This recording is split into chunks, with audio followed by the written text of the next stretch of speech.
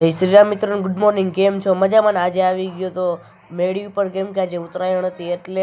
અને પછી ઘણી બધી પતંગ ઉડતી હતી ને ભાઈ બંને ઉડાતો હતો ને પાછળ ડીજે વાગતું હતું. કે મને પણ વ્લોગમાં લઈ ભાઈ બંને વ્લોગમાં લઈને ડાયરેક્ટ નીકળી ગયો રેલનગર બાજુ. રેલનગરમાં આવી ગયો ને ઝીણકા બેને તો ચશ્મા પહેરી લીધા હતા.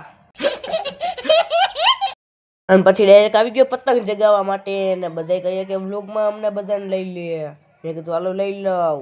પછી નીચે આવી ગયા તો લાઈટ વહી ગઈ હતી ને બધા બેસી ગયા હતા. તો મિત્રો હવે બહુ નીંદર આવે એટલે ઘરે આવી ગયો ને હવે તમને મળું કાલે.